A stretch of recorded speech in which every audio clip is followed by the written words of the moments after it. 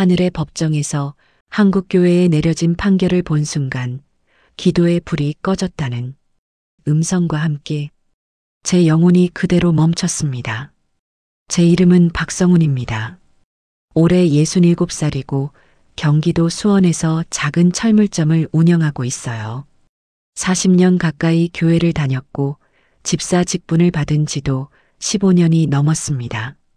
매주 주일이면 빠짐없이 예배당에 나갔고 11조도 꼬박꼬박 드렸죠. 새벽 기도회는 아니어도 주일 예배만큼은 절대 빠지지 않았습니다.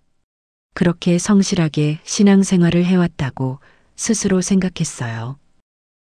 하지만 3년 전 그날 모든 것이 달라졌습니다. 심근경색으로 쓰러진 저는 응급실 침대 위에서 제 몸을 내려다보고 있었어요. 의료진이 심폐소생술을 하는 모습이 보였고 아내가 울부짖는 소리가 들렸습니다. 그런데 이상하게도 두렵지 않았어요. 오히려 말로 표현할 수 없는 평안함이 밀려왔죠. 그리고 어느 순간 강렬한 빛 속으로 이끌려갔습니다. 그곳에서 저는 보았습니다. 하늘의 법정을, 수많은 천사들을, 그리고 펼쳐지는 대한민국 교회 기록서를요. 제가 다니던 교회만이 아니었습니다. 이 땅의 모든 교회가 그 책 속에 기록되어 있었어요. 그런데 교회의 불빛이 하나둘 꺼져가고 있었습니다. 저는 그 앞에서 통곡했어요. 황금빛 십자가가 무너지는 장면을 보며 고개를 들 수 없었습니다. 그런데 그 순간이었어요. 어두운 지도 위 시골의 작은 교회에서 희미한 불빛 하나가 켜졌습니다. 그리고 들었습니다. 나는 크기를 보지 않는다. 기도에 무릎을 본다. 그 한마디가 제 가슴을 찢었어요. 저는 얼마나 오랫동안 형식적인 신앙생활을 해왔던 걸까요? 이 영상을 끝까지 시청하신다면 여러분은 하늘이 이 땅의 교회를 어떻게 바라보시는지 그리고 우리에게 주신 마지막 회개의 기회가 무엇인지 깨닫게 되실 것입니다. 주님의 은혜와 성령의 충만하심이 여러분의 마음에 임하여 잃어버린 첫사랑을 회복하시고 진정한 예배자로 거듭나시길 간절히 기도드립니다. 여러분, 지금부터 마음이 조금이라도 움직이신다면 댓글에 계신 지역과 아멘을 남겨주세요. 하나님을 향한 순종이 믿음의 파도를 만듭니다. 지금 캐나다 토론토, 필리핀 마닐라, 그리고 광주에서도 하나님을 바라보며 부르짖는 이들이 있어요. 우리는 멀리 떨어져 있지만 기도는 국경도 시간도 뛰어넘습니다. 여러분의 아멘 한마디가 또 다른 도시를 깨우고 그 깨움이 또 다른 나라로 전해지고 그렇게 하나님의 파도가 번져갑니다. 주님, 이 파도를 막을 수 없게 하소서. 아멘. 지금 이 순간 함께 무릎 꿇고 기도하며 시작하겠습니다. 주님, 우리가 주의 이름을 부르면서도 주님의 마음을 잃은 것을 용서하소서. 화려한 예배당을 세우면서도 기도의 불을 꺼뜨린 것을 회개합니다. 숫자와 외형에 집착하면서 무릎 꿇는 것을 잊어버렸습니다. 주님, 우리 교회의 촛대가 옮겨지기 전에 이 간증을 통해 다시 깨어나게 하소서. 오늘 이 말씀을 듣는 모든 성도들의 마음에 성령의 불을 다시 지펴주시옵소서. 형식적인 신앙생활에서 벗어나 진실한 예배자로 거듭나게 하시고 잃어버린 첫사랑을 회복하게 하소서. 크고 화려한 것을 추구하는 마음을 내려놓고 작고 낮은 곳에서 주님을 만나게 하소서. 주님, 이 땅의 교회를 불쌍히 여기시고 다시 한번 기회를 주소서. 우리의 눈물과 회개가 이 나라를 살리는 중보의 기도가 되게 하소서. 예수 그리스도의 이름으로 기도드립니다. 아멘. 그날 오후 저는 철물점에서 무거운 철근을 옮기다가 갑자기 가슴을 움켜쥐었습니다. 숨이 막히고 식은땀이 온몸을 적셨어요. 정신을 차렸을 때는 이미 응급실 침대 위에 누워 있었죠. 의료진들이 분주하게 움직이고 심전도 기계에서 삐하는 소리가 요란하게 울렸습니다. 아내가 제 손을 잡고 울고 있었어요. 딸아이도 창백한 얼굴로 서 있었습니다. 저는 입을 열어 괜찮다고 말하려 했지만 목소리가 나오지 않았어요. 그때였습니다.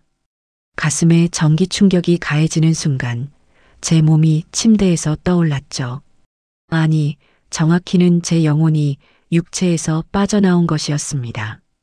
천장 근처에서 저는 아래를 내려다보고 있었어요. 의사 선생님이 심폐소생술을 하고 있었고 간호사들이 약물을 준비하고 있었습니다. 침대 위에 누운 사람이 저였어요. 창백한 얼굴에 산소 마스크를 쓴 제 모습이 낯설게 느껴졌습니다. 아내는 제 손을 붙잡고 계속 제 이름을 부르고 있었죠. 이상하게도 두렵지 않았어요. 오히려 이 상황을 지켜보는 제 자신이 신기했습니다. 그런데 갑자기 응급실 전체가 희미해지기 시작했어요. 마치 안개가 자욱하게 깔리듯 모든 것이 흐릿해졌습니다. 그리고 저 멀리서 빛이 보였어요. 처음에는 작은 점 같았던 빛이 점점 커지며 다가왔습니다. 그 빛은 눈이 부실 정도로 밝았지만 이상하게도 따뜻하고 평안했어요. 마치 어머니의 품에 안긴 것처럼 포근했습니다. 저는 그 빛을 향해 이끌려갔습니다. 아니, 빛이 저를 감싸며 어딘가로 데려가는 것 같았어요. 응급실이 완전히 사라지고 시간과 공간의 개념도 없어졌습니다. 그저 빛 속을 떠다니는 느낌이었죠. 얼마나 시간이 흘렀을까요? 갑자기 또렷한 음성이 들려왔습니다. 교회를 보라. 그 음성은 귀로 듣는 소리가 아니었어요. 마음 깊은 곳에서 울려 퍼지는 것 같았습니다. 남자의 목소리도 여자의 목소리도 아니었죠. 그냥 순수한 음성 자체였어요. 위험 있으면서도 부드러웠고 엄숙하면서도 따뜻했습니다. 저는 그 음성에 이끌려 계속 앞으로 나아갔어요. 빛이 점점 더 강렬해졌습니다. 그리고 어느 순간 제 앞에 거대한 공간이 펼쳐졌어요. 그곳은 말로 표현할 수 없을 정도로 웅장했습니다. 끝이 보이지 않는 넓은 홀 같았는데 바닥은 수정처럼 투명하게 빛났죠. 천장은 보이지 않았고 사방에서 은은한 빛이 흘러나왔어요. 그곳에 천사들이 서 있었습니다. 수천, 아니 수만 명은 되어 보였어요. 모두 하얀 옷을 입고 있었는데 그 옷은 이 세상의 천이 아니었습니다. 빛 자체로 만들어진 것 같았어요. 천사들은 날개를 접은 채 두 줄로 늘어서 있었고 모두 한 곳을 바라보고 있었습니다. 저는 떨리는 마음으로 그 길을 따라 걸어갔어요. 아니, 걷는다는 표현도 정확하지 않았습니다. 그냥 앞으로 나아가고 있었죠. 천사들 사이를 지나며 저는 압도당했어요. 그들에게서 느껴지는 거룩함과 엄숙함이 제 영혼을 짓눌렀습니다. 제가 얼마나 작고 부족한 존재인지 깨달았어요. 그렇게 한참을 나아가자 거대한 문이 나타났습니다. 그 문은 진주로 만들어진 것처럼 영롱하게 빛났어요. 문 앞에 두 천사가 서 있었는데 다른 천사들보다 더 크고 위엄이 있어 보였습니다. 그들이 천천히 문을 열었어요. 문이 열리자 더욱 강렬한 빛이 쏟아져 나왔습니다. 천사가 말했습니다. 하늘의 법정에 입장하라고 했어요. 그 순간 온몸에 전율이 흘렀습니다. 두려움인지 경외감인지 알 수 없는 감정이 몰려왔죠. 저는 천천히 문 안으로 들어갔어요. 그리고 또다시 음성이 들렸습니다. 이번에는 더욱 엄숙하고 무게감 있는 음성이었어요. 오늘 교회의 촛대를 신문하리라는 말씀이었습니다. 그 순간 저는 깨달았어요. 제가 이곳에 온 이유를요. 단순히 죽음을 경험하러 온 것이 아니었습니다. 하나님께서 저를 부르신 거예요. 이 땅의 교회를 보여주시기 위해 그리고 그 진실을 전하라고 하시는 것이었습니다. 제 가슴이 뜨겁게 타올랐어요. 두려움은 사라지고 오직 주님의 부르심에 대한 경외감만 남았습니다. 문을 지나자 더욱 광활한 공간이 펼쳐졌습니다. 이곳은 제가 상상했던 어떤 장소와도 달랐어요. 끝이 보이지 않을 정도로 넓었고 높이를 가늠할 수 없을 만큼 천장이 높았습니다. 아니, 천장이 있는지조차 확실하지 않았어요. 그저 무한한 빛이 위에서 쏟아져 내리고 있었죠. 바닥은 투명한 수정처럼 맑았습니다. 그 아래로 또 다른 세계가 비치는 것 같았어요. 발을 내디딜 때마다 은은한 빛의 파동이 퍼져나갔습니다. 걷는다는 표현보다는 떠다니는 느낌에 가까웠죠. 중력도 없었고 무게도 느껴지지 않았어요. 제 영혼만이 그곳에 존재하고 있었습니다. 천사들이 양쪽에 빽빽하게 늘어서 있었어요. 제가 응급실에서 본 천사들보다 훨씬 더 많았습니다. 수천 명, 아니 수만 명은 좋게 되어 보였어요. 모두 똑같은 하얀 옷을 입고 있었는데 그 옷은 빛으로 짜인 것 같았습니다. 천사들의 얼굴은 평온했지만 엄숙했어요. 그 어떤 표정도 짓지 않은 채 한 곳만을 응시하고 있었죠. 그들의 눈빛에서 슬픔 같은 것이 느껴졌습니다. 마치 오랫동안 무언가를 기다려왔지만 그것이 이루어지지 않은 듯한 안타까움이었어요. 저는 그들 사이를 지나며 작아지는 느낌을 받았습니다. 67년을 살아온 제 인생이 한없이 초라하게 느껴졌어요. 40년 교회를 다녔다는 것도 집사 직분을 받았다는 것도 아무 의미가 없었습니다. 이곳에서는 제가 누구인지 무엇을 했는지가 중요하지 않았어요. 오직 하나님 앞에 선한 영혼일 뿐이었죠. 한참을 나아가자 중앙에 거대한 단이 나타났습니다. 그곳에는 형언할 수 없는 빛이 있었어요. 너무 밝아서 직접 볼 수 없었지만 그 빛에서 느껴지는 사랑과 거룩함이 제 영혼을 압도했습니다. 저는 본능적으로 무릎을 꿇었어요. 아니, 무릎을 꿇지 않을 수 없었습니다. 그분의 임재 앞에서는 서 있는 것조차 불가능했어요. 그때 한 천사가 앞으로 나왔습니다. 그 천사는 다른 천사들보다 더 큰 날개를 가지고 있었어요. 손에는 거대한 책을 들고 있었는데 그 책은 순금으로 만들어진 것처럼 찬란하게 빛났습니다. 책의 크기는 사람 키만큼이나 컸어요. 책 표면에서 신성한 기운이 흘러나왔고 그것을 보는 것만으로도 경외감이 밀려왔습니다. 천사가 천천히 그 책을 펼쳤습니다. 책 표지에 글자가 새겨져 있었어요. 대한민국 교회 기록서라고 쓰여 있었습니다. 그 글자는 한글이 아니었지만 제 마음에 그렇게 새겨졌어요. 천사가 첫 장을 넘기자 수많은 이름들이 나타났습니다. 아니, 이름이 아니었어요. 빛의 점들이 무수히 많이 보였죠. 저는 처음에 별을 보는 줄 알았습니다. 밤하늘의 별처럼 반짝이는 점들이 책 위에 떠 있었어요. 그런데 자세히 보니 그것은 지도였습니다. 대한민국의 지도가 책 위에 펼쳐져 있었고 그 위에 수많은 빛의 점들이 찍혀 있었어요. 어떤 곳은 밝게 빛났고 어떤 곳은 희미하게 깜빡였습니다. 그리고 어떤 곳은 거의 꺼져 있었죠. 서울, 부산, 대구, 광주, 전국 방방곡곡에 점들이 흩어져 있었습니다. 천사가 말했습니다. 이것이 이 땅의 교회들이라고 했어요. 빛의 크기나 밝기가 교회의 규모나 교인 수를 나타내는 것이 아니었습니다. 그것은 기도의 불빛이었어요. 얼마나 간절하게 기도하는지, 얼마나 진실하게 주님을 찾는지가 그 빛으로 나타나는 것이었죠. 충격이었습니다. 서울 한복판의 거대한 교회들 중 어떤 곳은 빛이 희미했어요. 수만 명이 모이는 교회인데도 불빛이 깜빡거리고 있었습니다. 반면에 시골의 작은 마을에 희미하지만 꾸준히 빛나는 점들이 보였어요. 교단 이름도, 목사 이름도, 교회 이름도 없었습니다. 오직 기도의 불빛만이 그들을 나타내고 있었죠. 인간이 중요하게 여기는 것과 하나님이 보시는 것이 이렇게 다르다는 사실이 제 가슴을 쳤습니다. 그때 다시 음성이 들렸습니다. 이번에는 더욱 엄숙하고 무거운 음성이었어요. 나는 기도의 불로 교회를 심판한다.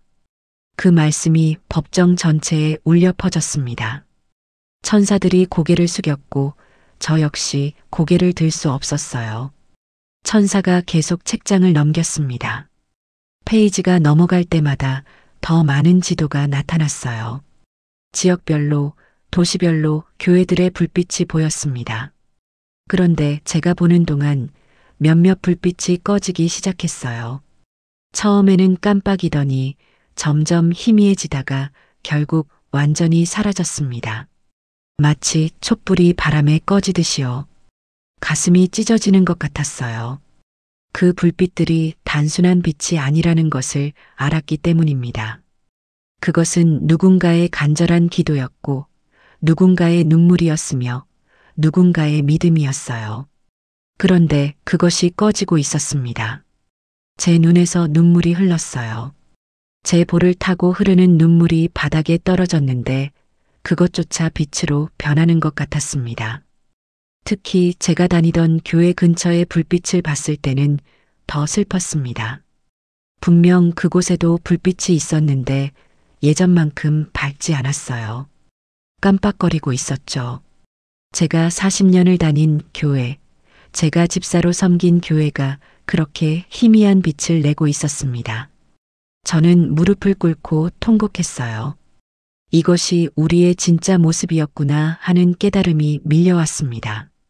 화려한 예배당 건물, 최신식 음향시설, 수백 명의 성가대, 그 모든 것이 아무 의미가 없었어요. 오직 기도의 불만이 중요했습니다. 천사가 다시 책장을 넘겼습니다. 이번에는 더 많은 교회들이 보였어요.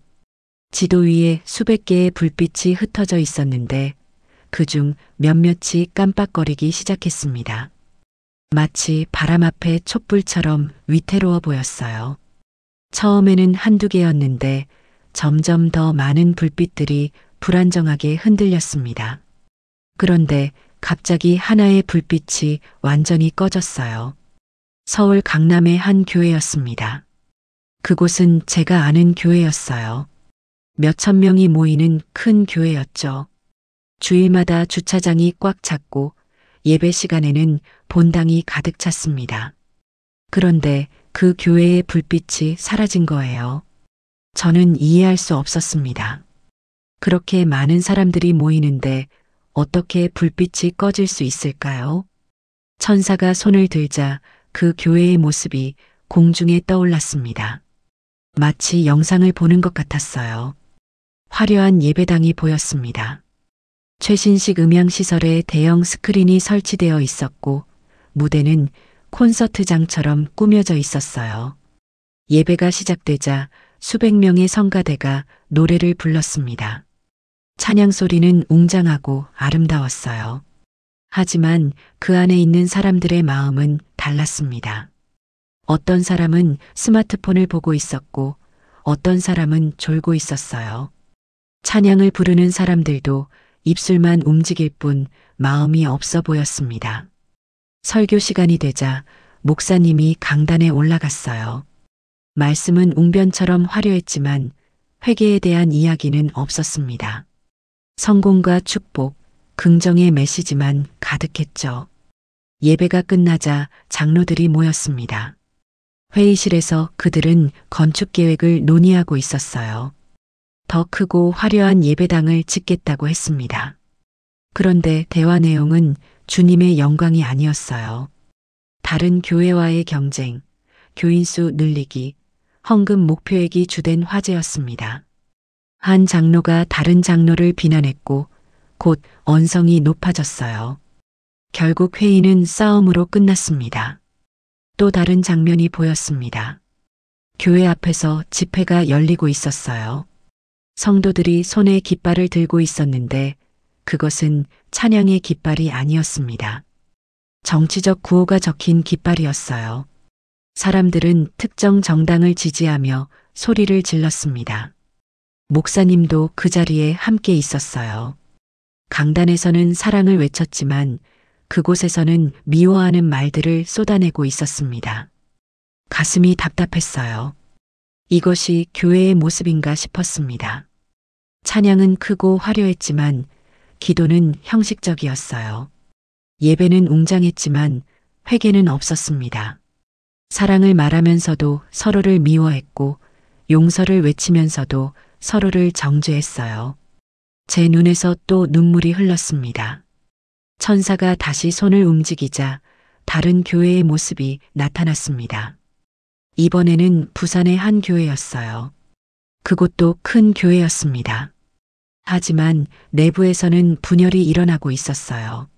목사님과 장로들이 대립하고 있었고 성도들은 편을 나눠 싸우고 있었습니다. 누가 권력을 잡느냐가 문제였어요. 교회의 미래나 영혼 구원에 대한 이야기는 없었습니다. 한 장로가 목사님에게 소리쳤습니다. 사임하라고 요구했어요. 목사님도 맞섰습니다. 서로 비난하고 상처를 주는 말들을 쏟아냈죠. 그 모습을 지켜보던 새신자 한 명이 조용히 예배당을 나갔습니다. 실망한 얼굴이었어요. 그리고 다시는 돌아오지 않았습니다. 그 교회의 불빛도 점점 희미해지기 시작했어요. 또 다른 교회가 보였습니다. 대구의 한 교회였는데 그곳에서는 명예 다툼이 벌어지고 있었어요. 누가 권사가 되고 누가 장로가 되느냐를 놓고 성도들이 파벌을 만들었습니다. 직분이 신앙의 증거가 아니라 권력의 상징이 되어버린 거예요. 사람들은 겸손을 잃어버렸습니다. 서로를 섬기는 대신 서로를 지배하려 했어요. 책 위의 지도에서 불빛들이 하나씩 꺼져갔습니다. 처음에는 서너 개였는데 곧 수십 개로 늘어났어요. 어떤 불빛은 깜빡이다가 완전히 사라졌고 어떤 불빛은 희미하게나마 남아 있었습니다. 지도 전체가 어두워지기 시작했어요. 저는 그 모습을 보며 무너지는 느낌을 받았습니다. 이것이 우리의 현실이구나 싶었어요. 화려한 예배당 뒤에 숨겨진 진실, 웅장한 찬양 속에 감춰진 공허함, 성경 말씀을 외치면서도 그 말씀대로 살지 않는 위선. 저 역시 그 중 한 사람이었습니다. 집사 직분을 받았지만 진정으로 무릎 꿇고 기도한 적이 얼마나 있었나요? 그때 옆에 서 있던 천사들이 고개를 숙였습니다. 그들의 얼굴에 슬픔이 가득했어요. 한 천사가 입을 열었습니다. 주여, 불이 꺼집니다. 그 목소리에는 깊은 탄식이 담겨 있었습니다. 오랫동안 지켜봐 온 교회들이 무너지는 것을 보며 느끼는 아픔이었어요. 다른 천사들도 함께 고개를 숙였습니다. 법정 전체에 슬픔이 감돌았어요. 하늘도 우리를 위해 눈물을 흘리고 있었습니다. 그 순간 다시 음성이 들렸어요. 이번에는 더욱 엄중하고 무거운 음성이었습니다. 촛대를 옮기리라. 그 말씀이 법정 전체를 뒤흔들었습니다. 촛대를 옮긴다는 것은 교회를 포기하신다는 뜻이었어요. 더 이상 그곳을 인정하지 않으신다는 선언이었습니다. 저는 온몸이 떨렸어요. 두려움이 밀려왔습니다. 우리 교회도 그렇게 될까요? 제가 40년을 다닌 교회도 하나님께 버림받을까요? 절망감이 저를 짓눌렀습니다. 천사가 또 다른 페이지를 넘겼습니다. 이번에는 한 교회가 크게 확대되어 보였어요. 서울의 어느 번화가에 있는 교회였습니다. 10층짜리 건물 전체가 예배당이었고 꼭대기에는 거대한 십자가가 세워져 있었어요. 그 십자가는 순금으로 만들어진 것처럼 황금빛으로 빛났습니다. 밤이 되면 네온 사인이 켜져서 멀리서도 보일 정도였죠. 저는 그 교회를 알고 있었습니다. 유명한 대형 교회였어요. 전국에서 사람들이 그곳으로 몰려들었고 주일이면 몇만 명이 모였습니다. 방송국에서 예배를 중계했고 목사님은 유명 인사처럼 대접받았어요. 저도 한때 그곳에 가보고 싶다는 생각을 한 적이 있었습니다. 성공한 교회, 축복받은 교회라고 생각했거든요. 그런데 그 장면이 천천히 변하기 시작했습니다. 황금빛 십자가가 흔들렸어요. 처음에는 미세하게 떨리더니 점점 그 진동이 커졌습니다. 건물 전체가 흔들리는 것 같았어요. 그리고 갑자기 그 십자가가 무너지기 시작했습니다. 천천히, 아주 천천히 기울어지더니 결국 땅으로 떨어졌어요. 쿵 하는 소리와 함께 산산조각이 났습니다. 충격이었습니다. 저는 숨이 막히는 것 같았어요. 그렇게 크고 화려하던 십자가가 부서지는 모습을 보니 가슴이 무너졌습니다. 그런데 더 놀라운 것은 그 다음이었어요. 십자가가 부서지자 그 안에서 무언가가 쏟아져 나왔습니다. 금화와 보석, 화려한 장식품들이었어요. 십자가 속이 텅 비어 있었던 겁니다. 겉은 황금으로 빛났지만 안은 세상의 재물로 가득 차 있었어요. 옆에 서 있던 천사가 입을 열었습니다. 이 십자가는 주의 영광이 아니라 사람의 명예로 세워졌다. 그 말씀이 제 가슴을 찔렀습니다. 천사의 목소리는 날카롭지 않았지만 그 안에 담긴 슬픔이 느껴졌어요. 얼마나 오랫동안 지켜봐 왔을까요? 사람들이 주님의 이름으로 자신들의 명예를 쌓는 것을요. 장면이 바뀌었습니다. 그 교회의 내부가 보였어요. 예배당은 정말 화려했습니다. 대리석 바닥에 수정 샹들리에가 걸려 있었고 벽면은 금박으로 장식되어 있었어요. 강단 뒤에는 거대한 스크린이 있었고 음향시설은 콘서트장 수준이었습니다. 수억 원, 아니 수십억 원이 들어간 것 같았어요. 예배가 시작되었습니다. 수백 명의 성가대가 화려한 가운을 입고 나왔어요. 오케스트라가 연주를 시작했고 찬양이 울려 퍼졌습니다. 소리는 정말 웅장했어요. 전문 성악가 못지않은 실력이었습니다. 조명이 화려하게 바뀌었고 무대는 마치 공연장 같았어요. 하지만 그 안에 있는 사람들의 표정은 무표정했습니다. 찬양을 부르면서도 눈에는 생기가 없었어요. 박수를 치면서도 마음은 다른 곳에 가 있었습니다. 어떤 사람은 옆 사람의 옷차림을 훑어보고 있었고 어떤 사람은 시계를 자꾸 쳐다봤어요. 예배가 빨리 끝나기를 기다리는 것 같았습니다. 설교 시간이 되자 목사님이 올라왔습니다. 명품 양복을 입고 있었고 손목에는 비싼 시계가 차 있었어요. 설교는 유창했습니다. 성경 구절을 인용하며 은혜롭게 말씀하셨어요. 하지만 내용은 축복과 번영뿐이었습니다. 더 많이 헌금하면 더 큰 축복을 받는다는 메시지였어요. 회개나 희생, 섬김에 대한 이야기는 없었습니다. 예배가 끝나자 헌금 시간이 왔습니다. 대형 스크린에 헌금 목표액이 떴어요. 건축 헌금 50억 원이라는 숫자가 보였습니다. 사람들이 헌금을 했습니다. 누가 얼마를 냈는지 기록하는 사람이 있었어요. 많이 낸 사람의 이름은 주보에 실렸고 앞자리에 앉을 수 있었습니다. 헌금이 신앙의 척도가 되어버린 거예요. 그 순간 예배의 노래가 멈췄습니다. 아까 그렇게 웅장하던 찬양 소리가 갑자기 사라졌어요. 오케스트라 연주도 성가대 노래도 모두 멈췄습니다. 고요함이 예배당을 채웠어요. 아니, 고요함이 아니었습니다. 적막함이었어요. 생명이 없는 영이 떠난 공간의 침묵이었습니다. 책 위의 지도를 보니 그 교회의 불빛이 깜빡이고 있었습니다. 아까는 제법 밝았는데 이제는 거의 꺼져가고 있었어요. 그리고 천천히 그 교회의 이름이 빛에서 지워지기 시작했습니다. 금빛 글씨로 쓰여 있던 이름이 희미해지더니 결국 완전히 사라졌어요. 책에서 그 교회의 기록이 지워지는 것을 보며 저는 온몸이 떨렸습니다. 다른 교회들도 보였습니다. 부산, 대구, 인천, 전국 각지의 대형 교회들이었어요. 모두 화려한 건물을 가지고 있었고 황금빛 십자가가 세워져 있었습니다. 하지만 그 십자가들도 하나씩 무너지기 시작했어요.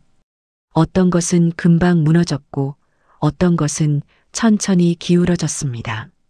모두 똑같았어요. 겉은 화려했지만 속은 비어 있었습니다. 저는 울었습니다.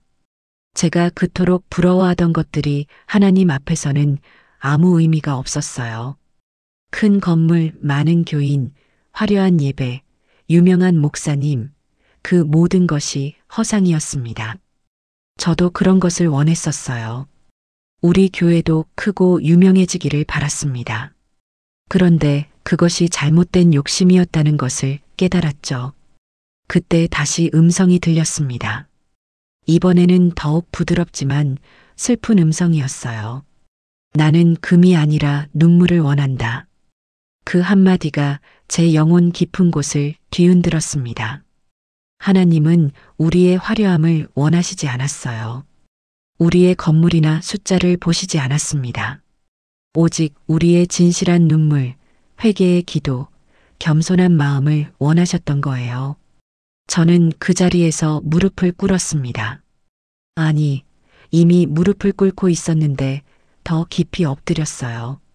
제 안에 있던 모든 교만과 허영이 무너졌습니다. 지난 40년의 신앙생활이 주마등처럼 스쳐 지나갔어요. 저는 정말 주님을 사랑했을까요? 아니면 사람들에게 보이기 위해 교회를 다녔을까요? 회한이 밀려왔습니다. 제 마음이 절망으로 가득 찼을 때였습니다. 천사가 책장을 다시 넘겼어요. 이번에는 지도 전체가 보였습니다. 대한민국 전체 지도였는데 생각보다 많은 불빛들이 꺼져 있었어요.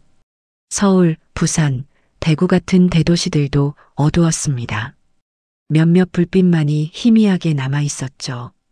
제 가슴은 더욱 무거워졌습니다. 그런데 그때였어요. 지도의 한쪽 구석, 산골 마을에서 작은 불빛 하나가 보였습니다. 아주 작은 빛이었어요. 대도시의 대형 교회들에 비하면 정말 미약한 빛이었습니다. 하지만 그 빛은 꺼지지 않고 꾸준히 빛나고 있었어요. 다른 불빛들이 깜빡거리거나 꺼질 때도 그 작은 불빛은 흔들림 없이 타오르고 있었습니다. 천사가 손을 들자 그곳이 확대되었습니다. 강원도 깊은 산골 마을이었어요. 집이 10채도 안 되는 작은 마을이었습니다. 그곳에 낡은 교회 건물 하나가 있었어요. 페인트가 벗겨진 작은 건물이었습니다. 십자가도 낡아서 녹이 슬어 있었고 지붕은 여기저기 기워진 흔적이 보였어요. 대도시의 화려한 교회들과는 비교도 할 수 없을 정도로 초라했습니다. 하지만 그 안에서 빛이 흘러나오고 있었어요. 새벽 5시였습니다. 바깥은 아직 어두웠고 마을 사람들은 모두 자고 있었어요. 그런데 그 작은 교회에는 불이 켜져 있었습니다. 안으로 들어가 보니 7명의 사람들이 무릎을 꿇고 있었어요. 제일 앞에는 노년의 목사님이 계셨습니다. 허리가 굽은 할아버지 목사님이었어요. 머리는 새하얗고 손은 주름투성이었습니다. 옆에는 사모님이 함께 무릎 꿇고 계셨죠. 그 뒤로 할머니 2분, 중년 부부 1쌍, 그리고 젊은 청년 1명이 있었습니다. 전부 7명이었어요. 교회의 전체 성도가 7명이었습니다. 그들은 기도하고 있었습니다. 소리내어 통성으로 기도했어요. 목사님의 목소리가 떨렸습니다. 나이 들어 약해진 목소리였지만 그 안에 담긴 간절함은 누구보다 뜨거웠어요. 사모님은 눈물을 흘리며 기도했습니다. 할머니들도 중년 부부도 청년도 모두 눈물로 기도했어요. 저는 그들의 기도 소리를 들었습니다. 자신들을 위한 기도가 아니었어요. 이 나라를 위한 기도였습니다. 대통령을 위해, 국회의원들을 위해, 북한을 위해, 다음 세대를 위해 기도했어요. 교회의 부흥을 구하지 않았습니다. 오직 이 땅에 하나님의 뜻이 이루어지기를 간구했죠. 목사님이 기도했습니다. 주여, 우리만 남았습니까? 그 절규가 예배당 안에 울려 퍼졌습니다. 40년 넘게 이 마을에서 목회해 온 목사님이었어요. 한때는 30명이 넘는 성도들이 있었습니다. 하지만 젊은이들은 도시로 떠났고 어르신들은 하나둘 세상을 떠났어요. 이제 7명만 남았습니다. 목사님의 음성에는 외로움이 담겨 있었습니다. 하지만 원망은 없었어요. 오히려 감사가 있었습니다. 여전히 이곳을 지키게 하신 것에 대한 감사였죠. 사모님도 함께 기도했습니다. 손을 높이 들고 눈물로 간구했어요. 그들의 기도는 형식이 아니었습니다. 진심이었어요. 그때 하늘에서 음성이 들렸습니다.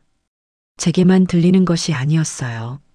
법정에 있는 모든 천사들에게, 그리고 아마 그 작은 교회의 성도들에게도 들렸을 것입니다. 나는 크기를 보지 않는다. 무릎을 본다. 그 말씀이 천둥처럼 울려 퍼졌습니다. 저는 그 순간 모든 것을 깨달았습니다. 하나님은 교회의 크기를 보시지 않았어요. 건물의 화려함도, 교인의 숫자도, 헌금의 액수도 중요하지 않았습니다. 오직 무릎을 보셨어요. 누가 진정으로 무릎 꿇고 기도하는지, 누가 눈물로 이 나라를 위해 간구하는지를 보고 계셨던 겁니다. 그 작은 교회의 불빛이 점점 밝아지기 시작했습니다. 처음에는 작은 점이었는데 빛이 커지더니 주변으로 퍼져나가기 시작했어요. 옆 마을로, 그 다음 마을로 빛이 천천히 번져갔습니다. 마치 작은 불씨가 들판을 태우듯이요. 천사가 말했습니다. 이 7명의 기도가 이 지역을 붙들고 있다고 했어요. 이들이 무릎 꿇고 있기 때문에 하나님이 이 땅을 포기하지 않으신다고 했습니다. 대형 교회 수천 명의 형식적인 예배보다 이 7명의 진실한 기도가 더 크게 들린다고 했어요. 저는 감격했습니다.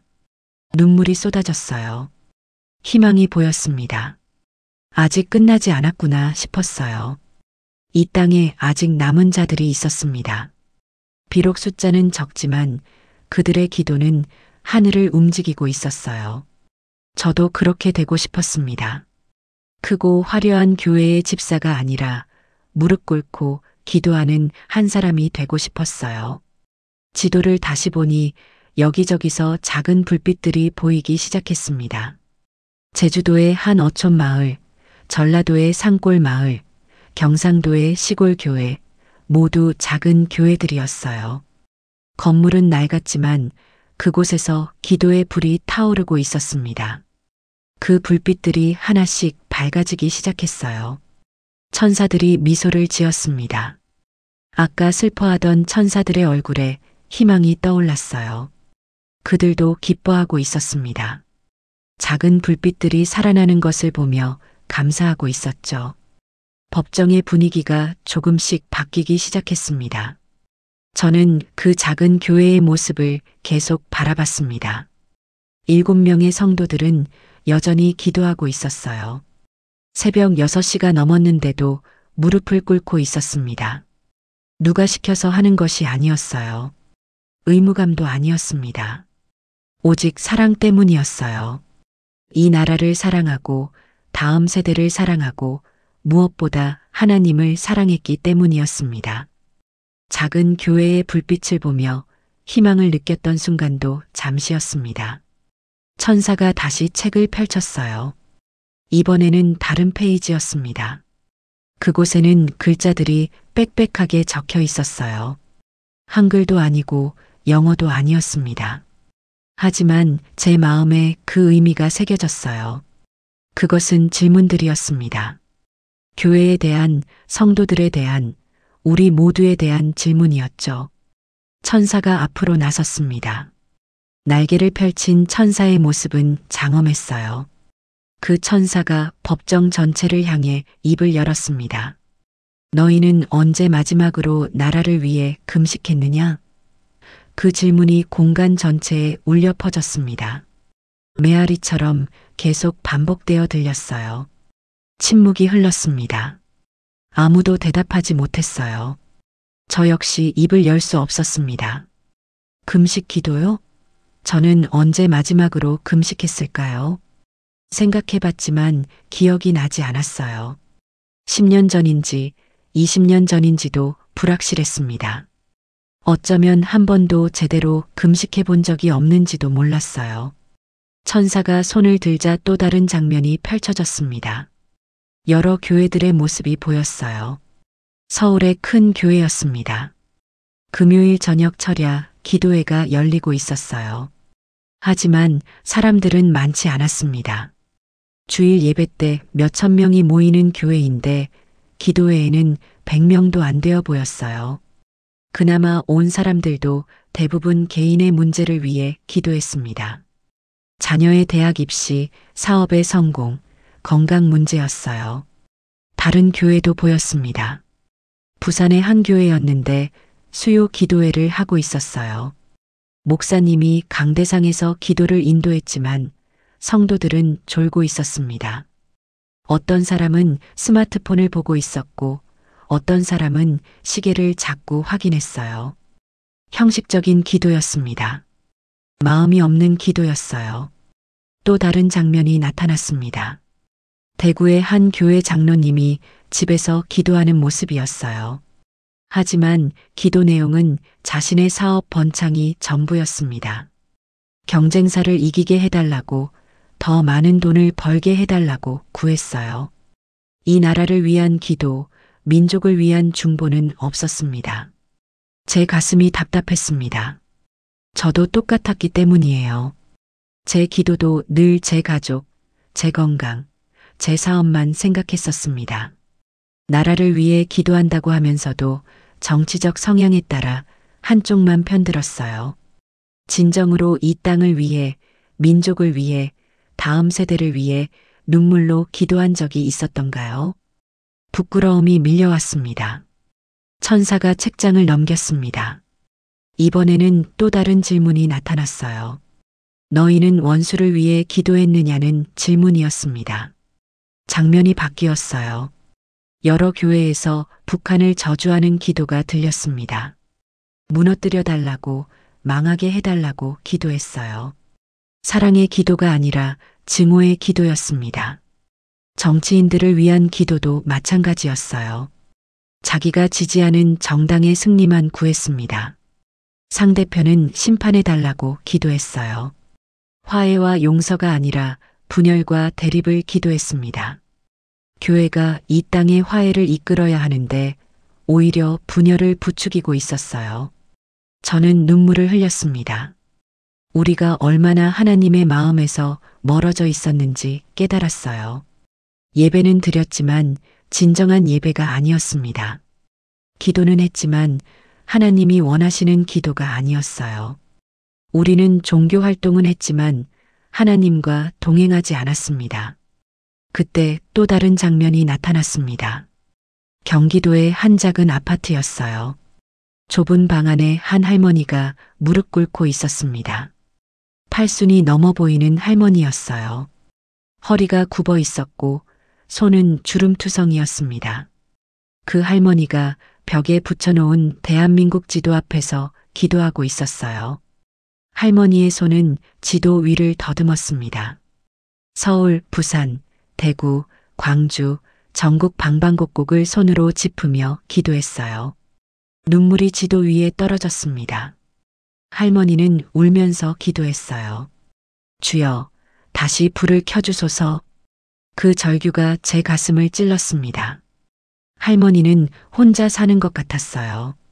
자식들은 다 미국으로 이민을 갔고 홀로 남아 계셨습니다. 매일 새벽 4시면 일어나 기도했어요. 이 나라를 위해, 민족을 위해, 교회를 위해, 다음 세대를 위해 울며 기도했습니다. 아무도 몰랐어요. 아무도 알아주지 않았습니다. 하지만 하늘은 알고 계셨어요. 할머니의 방에는 기도 제목이 적힌 종이들이 가득했습니다. 벽에, 책상에, 침대 옆에 붙어 있었어요. 대통령의 이름, 국회의원들의 이름, 북한 지도자의 이름까지 적혀 있었습니다. 할머니는 그들을 위해 매일 기도했어요. 자신을 위한 기도는 없었습니다. 오직 이 나라와 민족을 위한 기도뿐이었어요. 그때 하늘의 음성이 들렸습니다. 천둥처럼 크지 않았지만 깊고 무거운 음성이었어요. 그 눈물이 이 나라를 붙든다고 하셨습니다. 저 할머니 한 사람의 기도가 수천 개 교회의 형식적인 예배보다 더 크다고 하셨어요. 저 눈물이 이 민족을 포기하지 못하게 한다고 말씀하셨습니다. 법정 전체가 숙연해졌습니다. 천사들이 고개를 숙였어요. 어떤 천사는 눈물을 흘리는 것 같았습니다. 천사도 우는구나 싶었어요. 그들도 감동받았던 겁니다. 저 할머니의 진실한 기도예요. 저는 그 자리에서 무너졌습니다. 온몸으로 엎드려 울었어요. 제가 얼마나 교만했는지 깨달았습니다. 집사 직분을 받았다고, 40년을 교회 다녔다고, 11조를 드렸다고 자랑스러워했던 제 자신이 부끄러웠어요. 저는 단 한 번도 저 할머니처럼 이 나라를 위해 울어본 적이 없었습니다.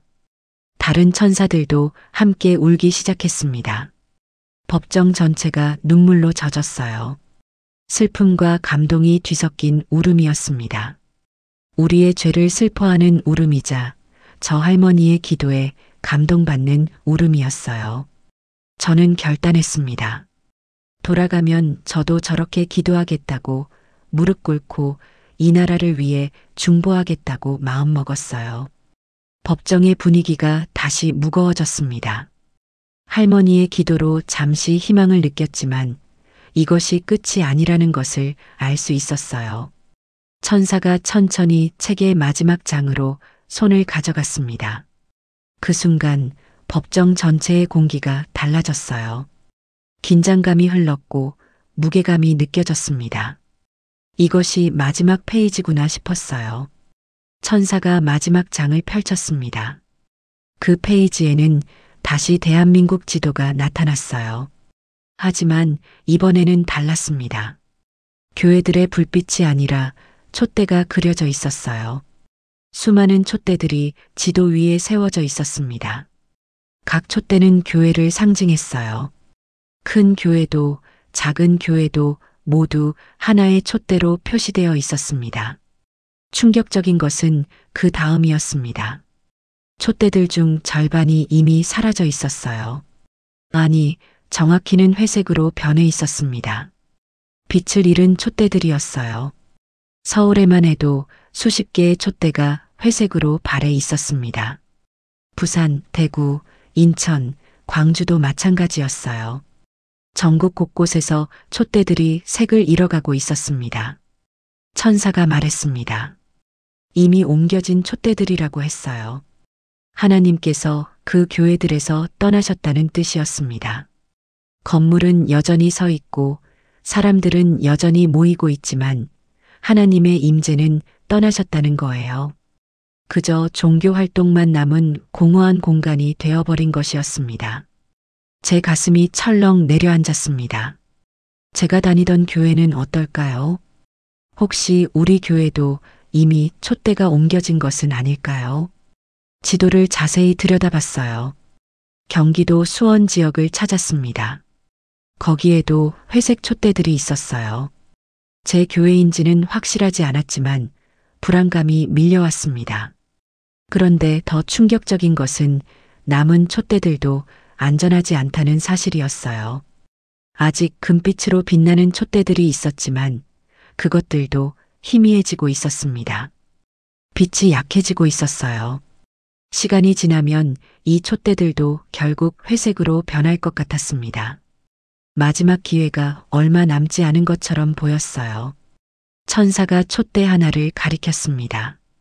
서울 강북의 한 교회였어요. 아직 금빛을 유지하고 있었지만 가장자리부터 회색으로 변하기 시작했습니다. 그 교회의 모습이 공중에 떠올랐어요. 장로들끼리 권력 다툼을 하고 있었습니다.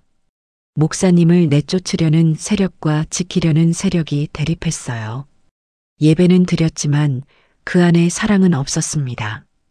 다른 촛대도 보였습니다.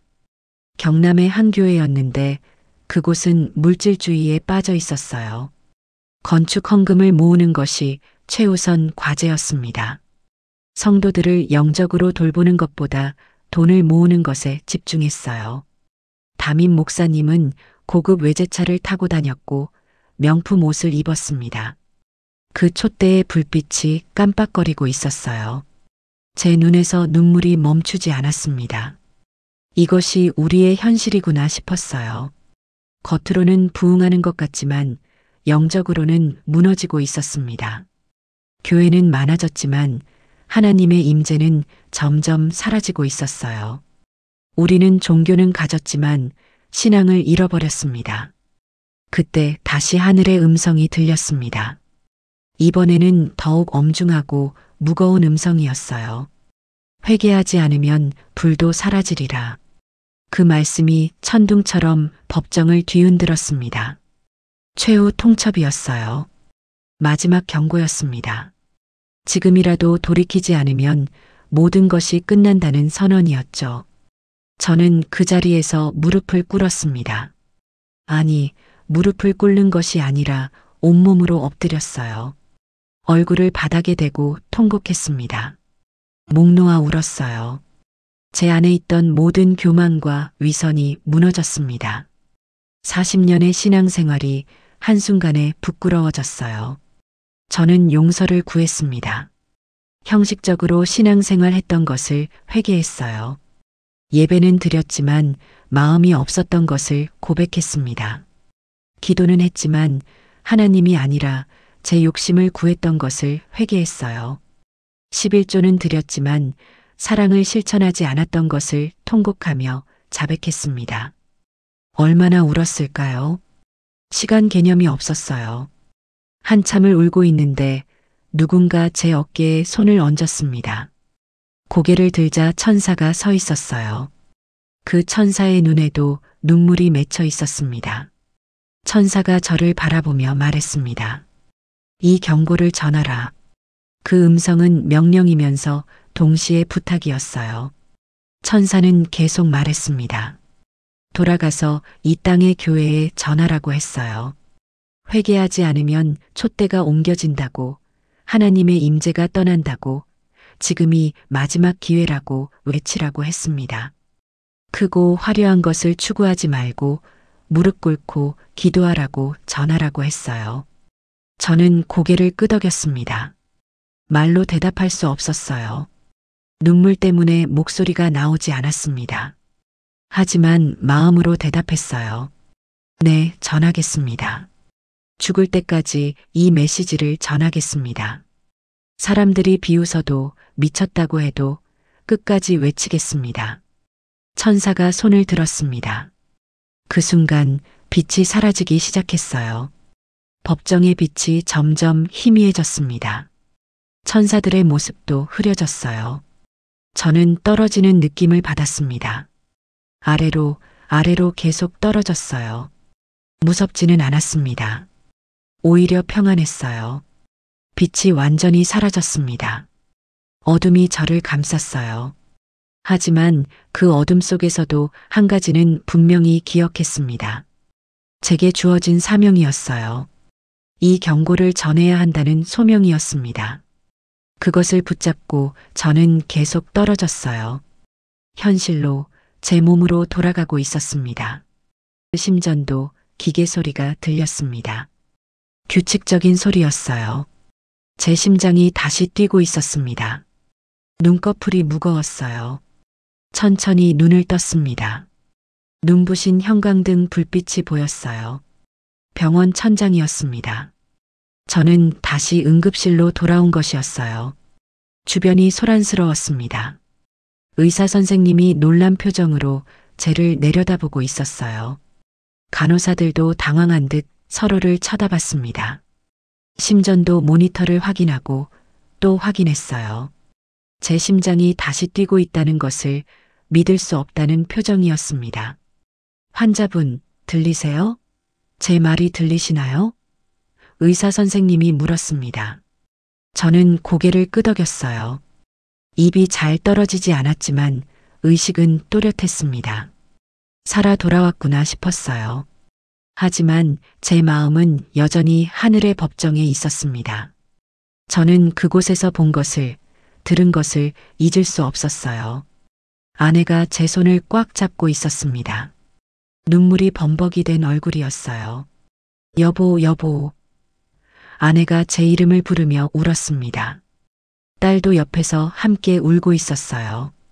저는 그들을 바라보며 미안함이 밀려왔습니다. 얼마나 걱정했을까요? 제가 죽는 줄 알았겠죠.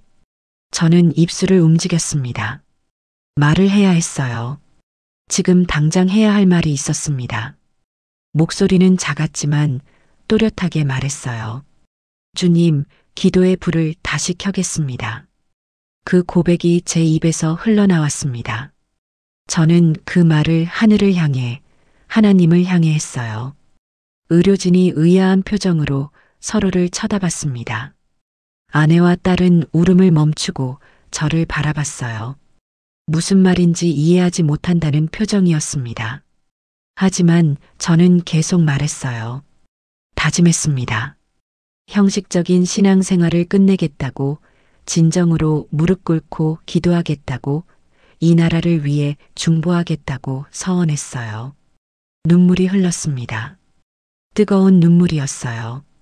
기쁨의 눈물이면서 동시에 회개의 눈물이었습니다. 살아 돌아온 것에 대한 감사와 함께 지난 40년을 헛되이 보낸 것에 대한 회한이 뒤섞여 있었어요. 저는 아내의 손을 꽉 잡았습니다. 힘이 없었지만 마음을 담아 쥐었어요.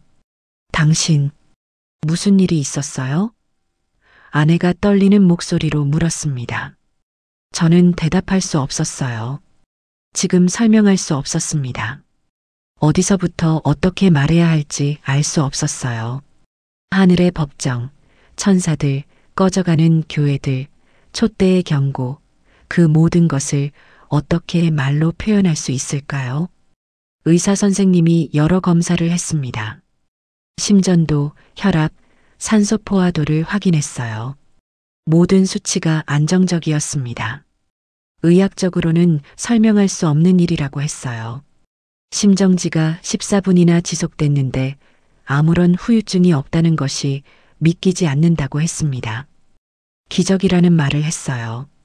저는 알고 있었습니다. 이것이 단순한 기적이 아니라는 것을요. 하나님께서 저를 다시 보내신 것이었어요. 사명을 주시고 돌려보내신 것이었습니다. 이 경고를 전하라고, 교회를 깨우라고, 회개를 외치라고 하신 것이었죠. 저는 그 부르심을 분명히 기억했어요. 병실로 옮겨진 후 가족들이 모였습니다. 아내와 딸뿐만 아니라 아들도 달려왔어요. 그들은 제 침대 주위에 둘러섰습니다. 모두 안도의 한숨을 쉬며 눈물을 흘렸어요. 저는 그들에게 기도하자고 했습니다. 함께 감사 기도를 드리자고 했어요. 우리 가족은 손을 잡았습니다. 제가 먼저 기도를 시작했어요. 주님, 감사합니다. 저를 다시 살려주셔서 감사합니다. 하지만 주님, 이것이 단순히 목숨을 연장받은 것이 아니라는 것을 압니다. 제게 사명을 주신 것을 알아요. 목소리가 떨렸습니다. 계속 말을 이어갔어요. 주님, 저는 40년을 헛되이 살았습니다. 교회는 다녔지만 주님과 동행하지 않았어요. 이제는 달라지겠습니다. 무릎 꿇고 기도하겠습니다. 이 나라를 위해 중보하겠습니다. 아내가 이어서 기도했습니다. 무슨 일이 있었는지는 몰라도 남편이 변했다는 것을 느낀 듯 했어요. 함께 기도하며 울었습니다. 딸과 아들도 기도했어요. 병실이 기도 소리로 가득 찼습니다. 의료진이 복도에서 우리를 쳐다봤지만 우리는 상관하지 않았어요. 기도를 마친 후 저는 결심을 이야기했습니다. 시골로 돌아가고 싶다고 했어요. 더 이상 여기서 철물점을 운영하고 싶지 않다고 했습니다. 강원도 깊은 산골, 제가 태어나고 자란 그곳으로 돌아가고 싶다고 말했어요. 거기 작은 교회가 있었습니다. 제가 어릴 때 다니던 교회였어요. 아내와 아이들이 놀랐습니다. 갑작스러운 결정이었으니까요. 하지만 저는 확신이 있었어요. 제가 본 것이 분명했습니다. 작은 교회의 불빛, 무릎 꿇고 기도하는 7명의 성도들, 그들이야말로 진정한 교회였어요. 저도 그렇게 되고 싶었습니다. 작은 불 하나로 다시 시작하겠습니다. 제가 말했어요. 대형 교회를 꿈꾸지 않겠다고 했습니다. 화려한 예배를 원하지 않겠다고 했어요. 그저 무릎 꿇고 진실하게 이 나라를 위해 기도하는 한 사람이 되고 싶다고 고백했습니다. 아내가 제 손을 잡았습니다. 당신이 원한다면 저도 따라가겠어요. 그렇게 말해 주었어요. 딸과 아들도 고개를 끄덕였습니다. 제 가족이 함께 해준다는 것이 감사했어요. 저는 다시 눈물을 흘렸습니다. 이번에는 기쁨의 눈물이었어요. 병실 창문으로 해가 지고 있었습니다. 노을이 아름다웠어요. 새로운 시작을 앞둔 저녁이었습니다. 저는 그 노을을 보며 다짐했어요. 내일부터 달라지겠다고, 새로운 인생을 살겠다고, 하나님께서 주신 사명을 끝까지 감당하겠다고 마음먹었습니다. 병원에서 석 달을 보낸 후 저는 시골로 돌아왔습니다. 강원도 산골 마을이었어요. 제가 어릴 적 자랐던 곳이었습니다. 40년 만에 돌아온 고향은 많이 변해 있었어요. 사람들은 줄어들었고 집들은 낡았습니다. 하지만 그곳의 작은 교회는 여전히 서 있었어요. 교회는 제 기억보다 더 작았습니다. 낡은 나무 건물이었고 페인트가 벗겨져 있었어요. 십자가도 녹슬어 있었습니다. 하지만 제 눈에는 그곳이 어느 대형 교회보다 아름다워 보였어요. 하늘의 법정에서 본 그 작은 교회의 불빛이 떠올랐습니다. 목사님은 여든이 넘은 할아버지였습니다. 제가 어릴 때 청년 전도사로 오셨던 분이었어요. 50년 넘게 이 마을을 지키고 계셨습니다. 목사님은 저를 보고 놀라셨어요. 성훈이 아니냐? 그렇게 컸구나. 눈물을 글썽이시며 반가워하셨습니다. 저는 목사님께 모든 것을 말씀드렸습니다. 임사체험을 했다고, 하늘의 법정을 봤다고, 촛대의 경고를 들었다고 고백했어요. 목사님은 조용히 들으시더니 고개를 끄덕이셨습니다. 주님이 자네를 택하셨구나. 큰 사명을 주셨어. 그렇게 말씀하시며 제 손을 잡아주셨어요. 첫 새벽 예배가 있던 날을 잊을 수 없습니다. 새벽 5시에 교회 종이 울렸어요. 작은 종소리였지만 고요한 마을에 또렷하게 퍼졌습니다. 저는 아내와 함께 교회로 갔어요. 어둠 속에서 교회 불빛이 보였습니다. 그 빛을 보는 순간 눈물이 났어요. 하늘의 법정에서 본 바로 그 불빛이었습니다. 교회 안에는 이미 사람들이 모여 있었습니다. 목사님 부부, 할머니 4분, 중년 농부 부부, 그리고 젊은 청년 1명이었어요. 모두 합쳐 11명이었습니다.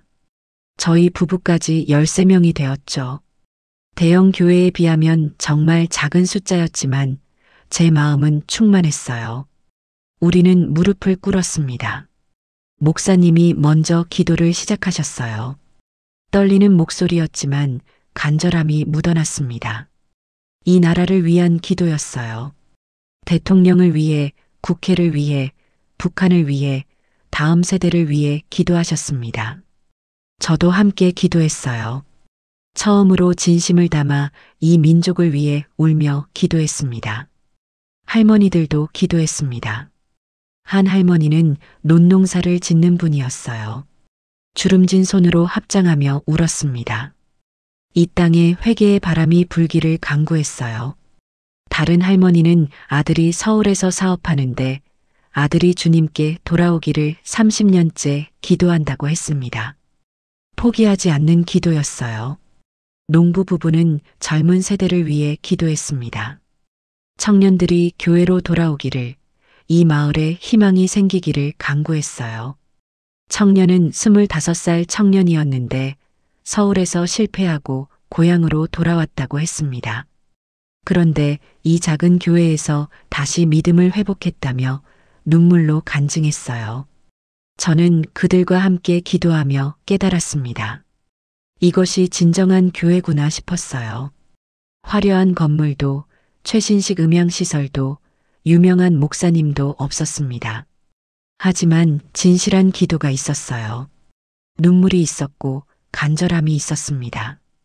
하나님께서 원하시는 것이 바로 이것이었어요. 둘째 주가 되자 놀라운 일이 일어났습니다. 옆 마을 교회 목사님이 찾아오신 거예요. 우리 교회 새벽 기도 소리를 들었다고 하셨습니다. 새벽마다 울려 퍼지는 기도 소리에 감동받았다며 자기 교회도 함께 기도하고 싶다고 말씀하셨어요. 셋째 주에는 또 다른 마을 교회 성도들이 왔습니다. 5명이었어요. 소문을 듣고 찾아왔다고 했습니다. 이곳에서 진정한 기도가 회복되고 있다는 소식을 들었다며 자신들도 배우고 싶다고 했어요. 우리는 함께 무릎을 꿇었습니다. 이제 새벽 예배에 20명이 넘게 모였어요. 한 달이 지나자 새 교회가 연합했습니다. 매주 한 번씩 함께 모여 기도하기로 했어요. 교단도 다르고 신학도 조금씩 달랐습니다. 하지만 그런 것은 중요하지 않았어요. 우리는 모두 같은 마음이었습니다. 이 나라를 살리고 싶은 마음, 교회가 회개하기를 바라는 마음이었죠. 매주 목요일 밤이면 새 교회 성도들이 한 곳에 모였습니다. 처음에는 우리 교회에서 모였어요. 공간이 좁아 사람들이 빽빽하게 앉았습니다. 하지만 아무도 불평하지 않았어요. 오히려 그 밀착된 공간이 더 은혜로웠습니다. 우리는 밤새 기도했어요. 통성으로 기도하고 찬양하고 말씀을 나눴습니다. 마을 사람들이 변화를 느끼기 시작했습니다. 새벽마다 들리는 찬송 소리가 마을을 깨웠어요. 처음에는 시끄럽다고 불평하던 사람들도 점점 귀를 기울이기 시작했습니다. 어떤 할아버지는 교회는 안 다니지만 새벽 찬송 소리를 들으면 마음이 평안해진다고 했어요. 석 달쯤 지났을 때였습니다. 저는 새벽 기도 후 밖으로 나왔어요. 동쪽 하늘이 밝아오고 있었습니다. 산 너머로 해가 떠오르려 하고 있었어요. 저는 그 순간 깨달았습니다. 하늘의 불빛이 이곳에 다시 임했다는 것을요. 눈을 감았습니다. 하늘의 법정에서 봤던 그 지도가 떠올랐어요. 강원도 산골, 우리 마을 위에 작은 불빛 하나가 켜져 있었습니다. 그 불빛이 점점 밝아지고 있었어요. 주변 마을로 번져가고 있었습니다. 저는 그것을 보고 있었어요. 영으로 보고 있었습니다. 목사님이 옆에 오셨습니다. 성훈아, 주님의 역사가 시작됐구나. 그렇게 말씀하셨어요. 저는 고개를 끄덕였습니다. 네, 시작됐습니다. 작지만 진실한 부흥이 일어나고 있었어요. 화려하지 않지만 깊은 회개가 확산되고 있었습니다. 이것이 하나님께서 원하시던 것이었어요. 반년이 흘렀습니다. 우리 작은 교회는 여전히 작았어요. 숫자는 크게 늘지 않았습니다. 하지만 깊이는 달랐어요. 모두가 진실하게 기도했고 진심으로 예배했습니다. 그것만으로 충분했어요. 어느 주일 목사님이 제게 간증을 부탁하셨습니다. 이제 제 경험을 공개적으로 나눌 때가 됐다고 하셨어요. 저는 고개를 끄덕였습니다. 두려웠지만 피할 수 없는 사명이었어요. 천사가 제게 말했던 것이 기억났습니다. 이 경고를 전하라고 했었죠. 주일 예배 시간이 되었습니다. 교회는 가득 찼어요. 우리 교회 성도뿐만 아니라 이웃 마을 교회 성도들도 왔습니다. 소문을 듣고 먼 곳에서 온 사람들도 있었어요. 40명쯤 모였습니다. 이 작은 교회에 40명이 모이니 빽빽했어요. 찬양을 마치고 제가 강단에 올라갔습니다. 손이 떨렸어요. 무릎도 떨렸습니다. 하지만 마음은 확고했어요. 저는 천천히 입을 열었습니다. 저는 오늘 여러분께 제가 경험한 것을 나누려고 합니다. 믿기 어려운 이야기일 수도 있어요. 하지만 저는 이것이 진실이라는 것을 압니다. 심호흡을 했습니다. 계속 말을 이어갔어요. 반년 전 저는 심근경색으로 쓰러졌습니다. 심장이 14분 동안 멈췄어요. 의학적으로는 살아날 수 없는 상황이었습니다. 하지만 그 14분 동안 저는 다른 곳에 있었어요. 사람들이 숨을 죽였습니다. 모두가 집중하고 있었어요. 저는 하늘의 법정에 대해 이야기하기 시작했습니다. 천사들을 봤다고, 대한민국 교회 기록서를 봤다고, 불빛들이 꺼지는 것을 봤다고 말했어요. 제 목소리는 떨렸지만 또렷했습니다. 나는 하늘의 법정에서 교회의 판결을 들었다. 제가 선언했습니다. 그 말이 예배당 안에 울려 퍼졌어요. 사람들의 얼굴에 긴장감이 돌았습니다. 저는 계속 말했어요. 꺼져가는 교회들을 봤다고, 화려하지만 기도가 없는 교회들을 봤다고, 촛대가 옮겨지는 것을 봤다고 증언했습니다. 눈물이 흘렀습니다. 그때 그 장면이 다시 생생하게 떠올랐어요. 황금빛 십자가가 무너지던 장면, 예배의 노래가 멈추던 순간, 촛대가 회색으로 변하던 모습, 모든 것이 눈앞에 펼쳐졌습니다. 저는 그것을 전했어요. 숨김없이 있는 그대로 말했습니다. 하지만 절망만 본 것은 아닙니다. 제가 말을 이었어요. 저는 희망도 봤습니다. 시골의 작은 교회를 봤어요. 7명의 성도들이 무릎 꿇고 기도하는 것을 봤습니다. 그들의 불빛이 살아있었어요. 그리고 하늘의 음성을 들었습니다. 잠시 멈췄습니다. 이 말이 가장 중요했어요. 저는 힘을 주어 말했습니다. 하나님은 크기를 보지 않는다. 무릎을 보신다. 그 말씀이 예배당에 가득 찼습니다. 여기저기서 아멘 소리가 들렸어요. 할머니들이 눈물을 흘리기 시작했습니다. 저는 제 경험을 더 자세히 나눴습니다. 할머니의 기도를 봤다고, 지도 앞에서 울며 나라를 위해 중보하는 모습을 봤다고 말했어요. 그 눈물이 이 나라를 붙든다는 하늘의 음성을 들었다고 전했습니다. 사람들이 흐느끼기 시작했어요. 우리는 잘못된 것을 추구해 왔습니다. 제가 고백했어요. 저 역시 그랬어요. 큰 교회, 화려한 예배, 많은 숫자를 원했습니다. 하지만 하나님은 그것을 원하지 않으셨어요. 오직 진실한 기도, 눈물로 드리는 중보, 무릎 꿇는 겸손을 원하셨습니다. 제 자신의 회개를 나눴습니다. 40년 동안 형식적으로 신앙생활했던 것을 고백했어요. 집사 직분을 받았지만 교만했던 것, 11조는 드렸지만 사랑을 실천하지 않았던 것, 예배는 드렸지만 마음이 없었던 것을 모두 털어놨습니다. 제 얼굴에도 눈물이 흘렀어요. 하지만 감사한 것은 저는 목소리를 높였습니다. 우리의 촛대는 아직 꺼지지 않았다는 것입니다. 사람들이 고개를 들었어요. 희망을 보는 눈빛이었습니다. 아직 기회가 있어요. 지금 돌이키면 됩니다. 지금 무릎 꿇으면 돼요. 저는 제가 이곳으로 돌아온 이유를 설명했습니다. 작은 불빛 하나가 되고 싶었다고, 대형 교회의 집사가 아니라 무릎 꿇는 한 사람이 되고 싶었다고 말했어요. 그리고 지난 반년 동안 경험한 것들을 나눴습니다. 작지만 진실한 기도의 능력을 증거했어요. 이 마을에 변화가 일어나고 있습니다.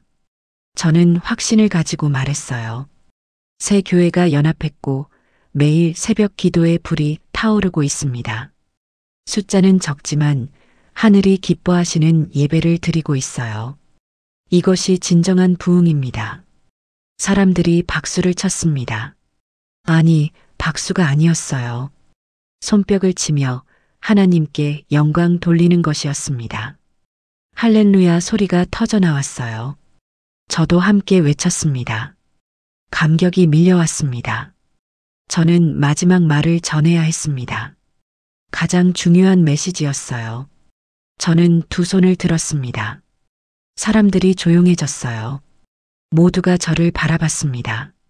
저는 천천히 분명하게 말했습니다. 지금이 회개의 시간이다. 그 선언이 예배당에 울려 퍼졌습니다. 크고 화려한 것을 내려놓으십시오. 무릎을 꿇으십시오. 눈물로 기도하십시오. 이 나라를 위해, 민족을 위해, 다음 세대를 위해 중보하십시오. 그것이 하나님께서 원하시는 것입니다.